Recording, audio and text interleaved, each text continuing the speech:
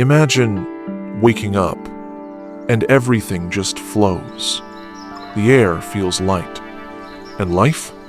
It moves like water, smooth, gentle, and easy. But sometimes, the smallest thing in your closet can quietly block that flow without you even knowing. I was helping my aunt clean out her guest room the other weekend. You know those rooms. Part storage, part memory box. We were pulling jackets off hangers when I noticed something odd. One of the wire hangers had twisted slightly, almost bent into a weird shape. The fabric kept slipping off. It just wouldn't stay. She laughed it off. "Oh, that one? It's been like that for years." But I paused, because every time we picked something up from that section of the closet, it felt harder to breathe, almost like the air got sticky, heavy. It didn't click for me at first, but then I remembered something. For my Fengshui teacher, where clothes hang in chaos, energy twists in silence. And suddenly, it made sense. It wasn't broken enough to throw away, just bent, slightly off. But that tiny tilt, it was enough to shift the whole energy of the room.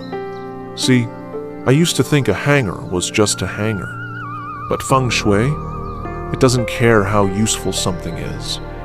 It listens to shape, to direction, to balance. And when something's hanging crooked, it tells your space that things aren't quite right. I didn't plan on keeping it. It was just a random metal hanger-on of those free ones from the dry cleaner. Thin, a little bent, the hook slightly off-center. But somehow, it had found a home on the end of my closet rack. And there it stayed, month after month. I used it because, well, it was there. It held a lightweight cardigan I almost never wore. But every time I glanced at it, something in me hesitated. The garment hung awkwardly tilted to the left, drooping on one side. It made the whole row look messy, no matter how neat everything else was. And yet I ignored it. Told myself, it's just one hanger. But the truth is, in Feng Shui, there's no just one. Every shape, every object, every direction, it all whispers to your energy. And this little hanger, it whispered instability. It mirrored indecision. It pulled things out of line, physically, energetically, even emotionally. I didn't realize it at the time, but that crooked hanger was throwing off more than my sweater. It was throwing off my flow. Mornings became weirdly slow. I'd change outfits twice, sometimes 3 times, never quite feeling ready. And honestly, I started doubting my decisions more. Like things didn't hang right in my head either. Even tiny plans felt like too much. I didn't realize it then, but that hanger was mirroring a quiet, imbalanced day after day. One quiet afternoon, I finally paused. I stood in front of the closet, just staring at it. That one crooked hanger, tilting slightly, mocking me almost playfully, and something inside whispered, "Fix it. Just fix this one thing." So I reached up slowly, mindfully, unhooked the cardigan, held the bent hanger in my hand. And, wow, it was lighter than I thought. But energetically, it had weight. I placed it acid not tossed, not forgotten, just respectfully removed. Then, I chose a sturdy wooden hanger, evenly shaped, smooth edges, balanced. I ran my fingers along its frame, almost like cleansing the space through touch. And when I hung the cardigan back on it, everything shifted. The line of clothes suddenly looked straighter. The flow inside the closet felt calmer, more centered. It was such a tiny change, visually almost nothing, but energetically? Oh, it was a deep exhale, and I thought to myself, if fixing one hanger can feel this clear, what else can be realigned? That afternoon, I had a coffee with a friend. She looked at me and said, "You seem lighter today. What changed?" I laughed and said, "I think I just fixed a hanger." We both giggled, but deep down, I knew something had realigned, subtly, quietly, like I gave myself permission to stand a little straighter inside and out.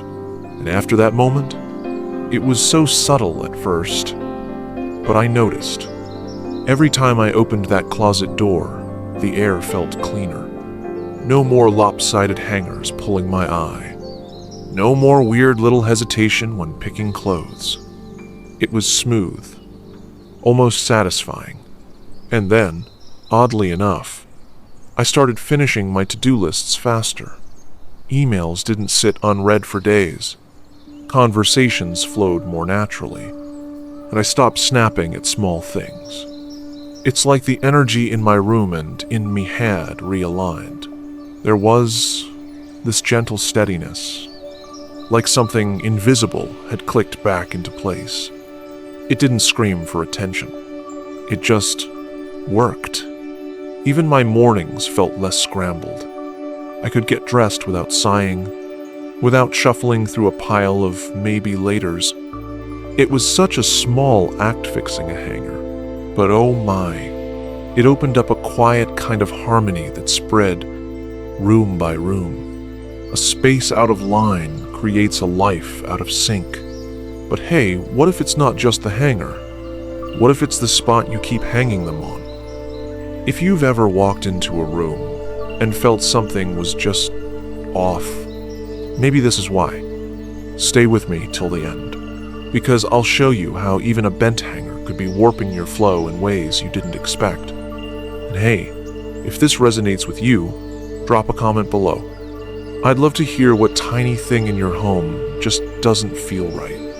Also, there's a whole playlist in the description filled with small feng shui tips that quietly shift your energy one gentle step at a time. You know those corners you swear you'll tidy tomorrow? Yeah, those are the ones that quietly hold your energy hostage. I used to think clutter only counted when it was messy, but the real problem is when it's neatly forgotten, like a pile of unopened mail on a hallway chair, or one bag that's been just resting there for months. So, there was this canvas tote bag, left on the side table right by the entrance. At first, it was just a quick drop.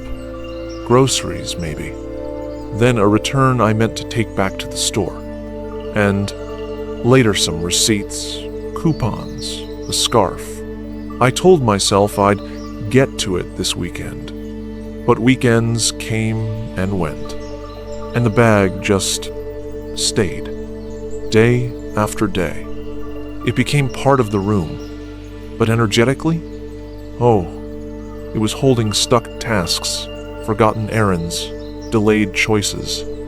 It sat right where the energy should be flowing in, the front of the house, the mouth of chi. And that bag? It wasn't just clutter. It was a symbol of postponement, a low-level, I'll deal with it later, that echoed through everything. Every time I passed by it, I didn't even look. But part of me felt it, and that part grew heavier and heavier. I started waking up tired, like heavy tired even after 8 hours.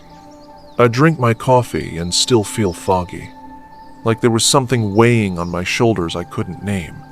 I'd try to meditate, but I couldn't sit still. Try to journal, and just stare at the page. Bills piled up. Appointments got delayed. And it wasn't burnout, it was like I was subtly avoiding my life. Avoiding momentum. In that tiny corner by the door, it mirrored exactly how I felt inside. One Sunday morning, I had enough. I stood in front of the bag and said out loud, "This is not a shelf. You are not staying here." I slowly unpacked it, item by item. I returned the receipts, tossed the junk, put the scarf away, wiped down the table with lemon water and sea salt me go-to energy clearer. Then, I placed a small golden tray on that spot, and on it, a clear quartz crystal, a lucky penny I found last fall, and a sprig of rosemary from my window garden. Just 3 things. Nothing more. The whole space suddenly looked different, lighter, like it could breathe again.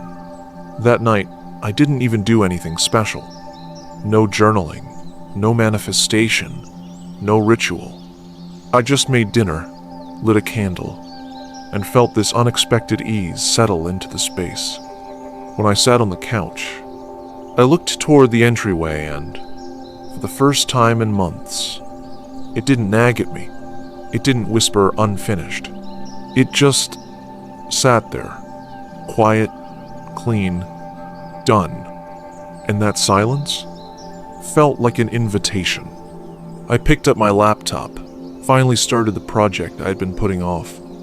Ideas flowed, not forced. Words came. And the next day, I got a call. A client I hadn't heard from in ages, ready to book again. Was it magic? I don't know. But it felt connected. Ever since that tiny change at the doorway, the energy in my house just feels lighter. I don't know how else to say it. It's like the air isn't pushing back anymore. When I walk in, I don't sigh like I used to. I don't immediately spot what's wrong. I just breathe, and it feels like the space breathes with me. It's subtle though, so subtle. But now the hallway guides me into the home, instead of blocking me. My keys have a place. My shoes don't pile up, and the whole entryway feels almost welcoming. Not fancy, not showy, just clear, inviting. And the weirdest part? My mornings feel smoother. Emails get answered a little faster. Bills feel less scary. I even find myself humming while making coffee. What? It's not like life suddenly became perfect, but there's this sense of flow that wasn't there before. And every time I step through that door now, there's this quiet whisper that says, "You've made room for something good." A small decision at the doorway can open the gates to everything. But there's still one more thing, and it's not inside your home. It's something we forget to look at, but it sees us every single day. You ever walk into a space and something just feels off? Not loud, not obvious, just crooked? I used to think, if it's small, it can't hurt. But broken shapes? Oh, they echo. They hold a kind of silent distortion. The kind that pulls energy sideways without you even noticing. So here's what happened. I was helping my aunt reorganize her entry closet. Nothing fancy, just coats, scarves, and umbrellas. But then I saw it. This old, bent hanger.